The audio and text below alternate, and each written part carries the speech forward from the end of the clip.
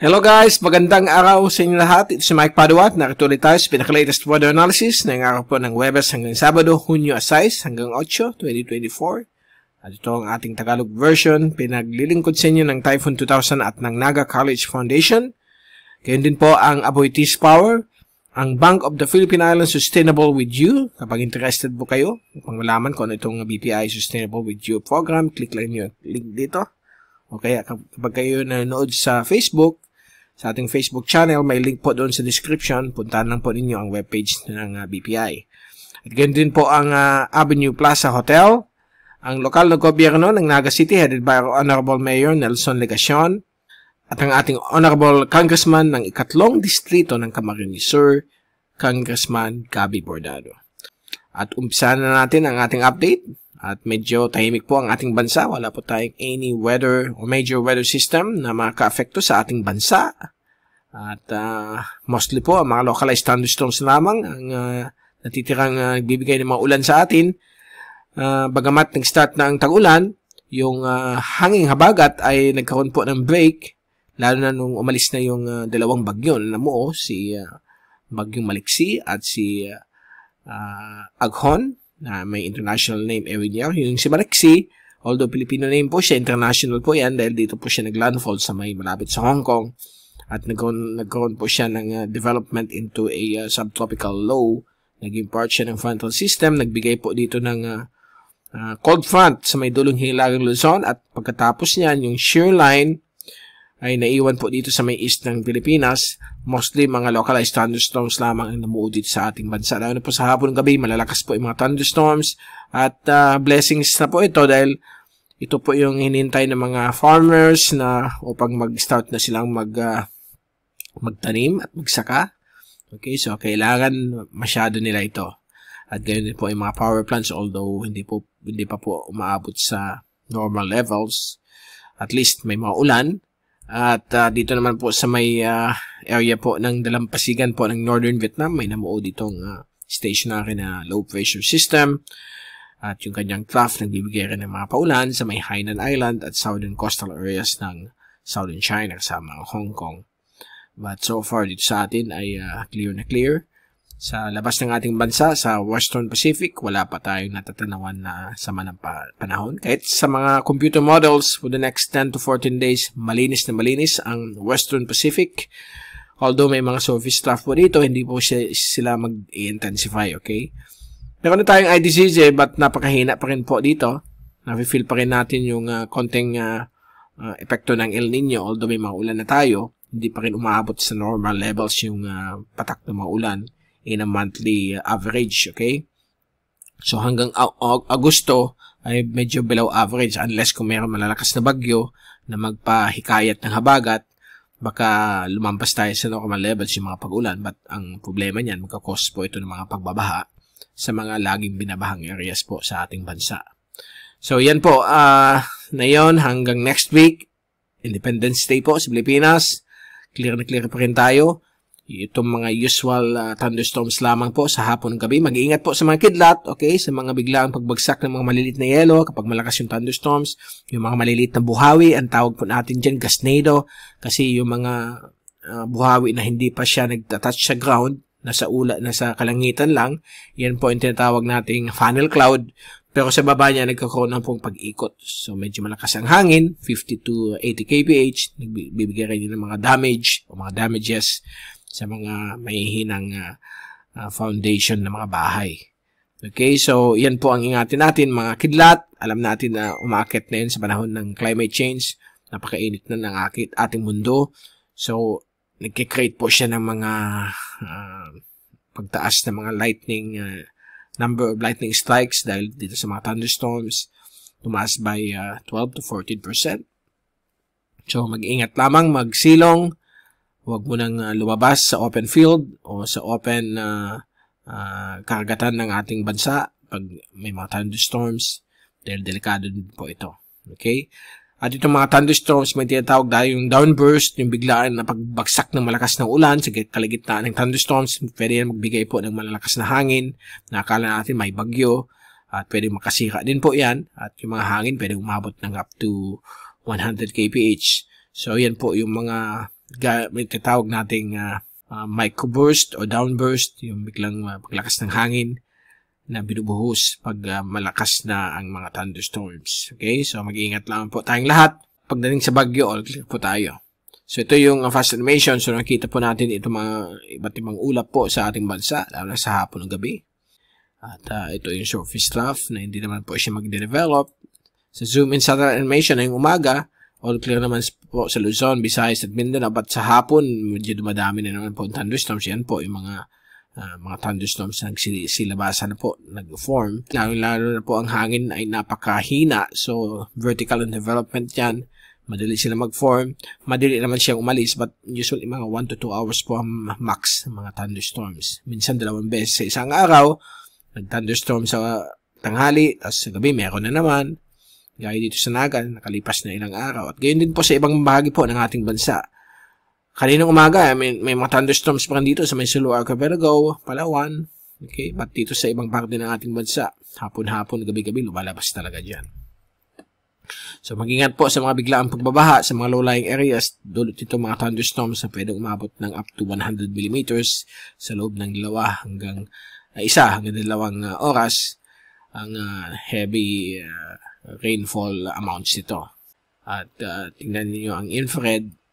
Yung mga pula, yan po ang malalakas na thunderstorms. Hintayin natin maghapon. So, ito na po. Yan, dito sa Naga, meron malakas na thunderstorm. Dito rin sa may Samar, Leyte. Dito rin sa may area po ng Mindanao.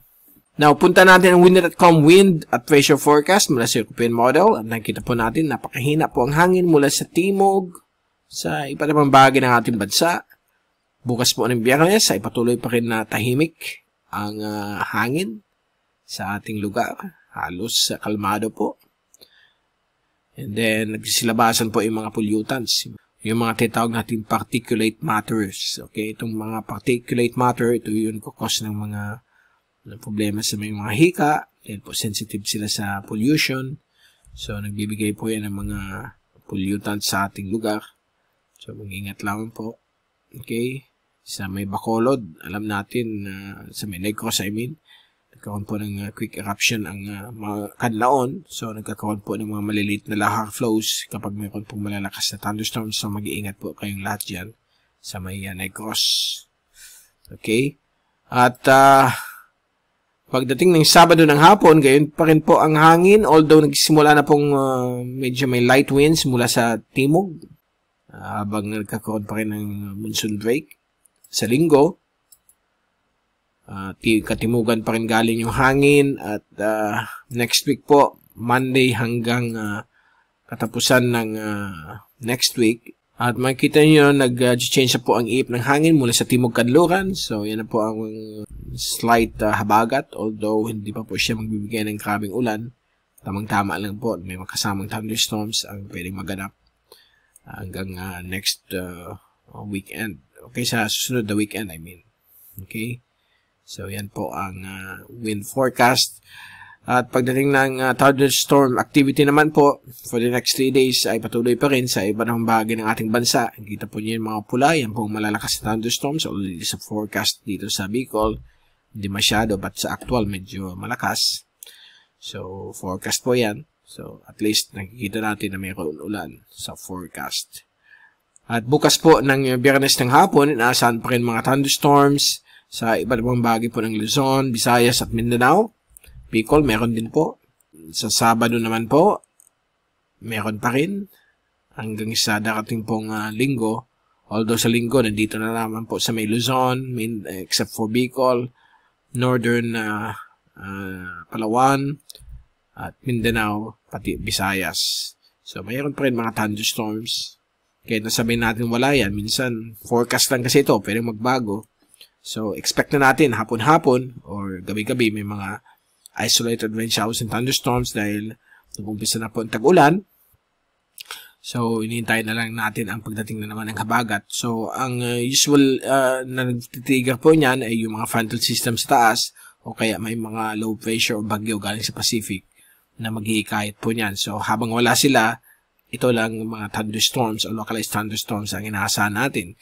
Kaya yung rainfall accumulation forecast sunod 3 araw, halos buong bahagi po ng ating bansa makakaranas po ng mga isolated rain showers and thunderstorms. Ang iba mahina, iba malakas. So, magdala lamang po ng payong lagi. Okay? At kapote.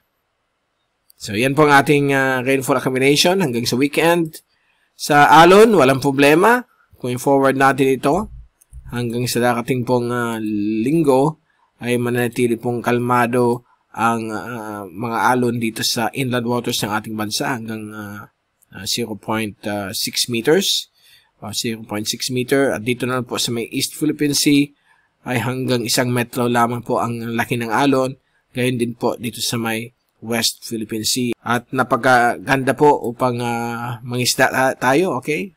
Yung mga mangingisda ay pwedeng mangisda. At gayon din po pagdating sa sea travel ay napaganda po ang mga alon po sa iba't ibang bahagi po ng ating bansa, except for mga areas na magkakaroon ng mga localized thunderstorms ng 1 hanggang 2 oras ay mag-iingat muna po at huwag munang pumalaot dahil minsan po nagkakaroon po ng squall. Ang sinabi natin squall, ito po yung sudden bugso ng hangin na kasama ng mga thunderstorms, yung mga downburst, mga microburst, nagbibigay ng sobrang lakas ng ulan. Minsan nagkakos ng mga pagbabaha sa mga low-lying areas. So, yan lang po ang antabayanan natin kapag may mga thunderstorms, mga kidlat din. Okay? At bago tayong paalam, ito ulit pinaka-latest Global Tropics Hazards Outlook ng Climate Prediction Center ng NOAA for the next 2 to 3 weeks. Okay? Na yung 3rd week ay highly uncertain, less than 30% ang probability hanggang 0%. So, pwedeng hindi matuloy, pwedeng matuloy. So, malalaman po natin yan. So, sa week 2, valid susunod na linggo, June 12 to June 18, manatili pong normal po ang condition po sa ating bansa. Wala tayong any kind of hazard. Dito lang po sa taas po ng ating bansa, sa may West Philippine Sea, sa may Taiwan, Southern China, at Southern Islands of Japan. Ito po ay magkakaroon na mas mataas sa average. Okay? Although more than ilan percent lang po ito, nasa 50, more than 50% above sa normal average ng mga ulan ang pwedeng maganap dito. So more than 50% ng mga ulan dito dahil sa frontal system. At pagdating sa ikatlong linggo, valid Hunyo 19 hanggang 25, mukhang magkakaroon po ng more than 20% ng pagbuo ng isang bagyo dito sa may east ng Pilipinas, sa may Pilipinas, at sa West Philippine Sea.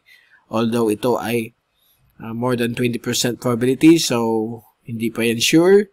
Kaya sinabi ko, ang 3rd week is highly uncertain, napakababa ang probability, baka hindi matuloy. But pabantayin po natin yan, on the lookout tayo. Chinek ko na po yung mga computer models from 10 to 14 days to go.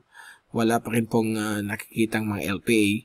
So mainly, ito ay galing sa climatological average ng mga nagpo-form ng bagyo sa buwan ng Hunyo. Monthly average yan kinukunan.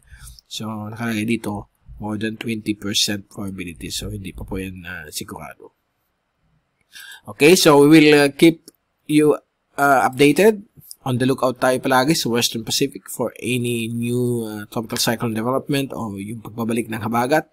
But so far, ito muna mga thunderstorms ang inaasahan natin hapon-hapon, gabi-gabi sa ating bansa. Minsan araw-araw, minsan every other day. So, ganyan po talaga ang tropical weather. Okay? Dito sa tropics, ganyan na nangyayari dito sa ating lugar.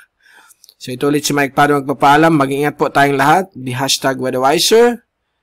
At huwag niyong kalimutan, suportahan ang ating website. I-click lang ninyo yung like button o kaya mag-subscribe sa ating channel, Mike Mr. Typhoon Padua. Sa Facebook po yan at sa YouTube, MrTyphoon.tv. At maraming salamat po sa pagpanood ninyo. God bless po sa inyo lahat.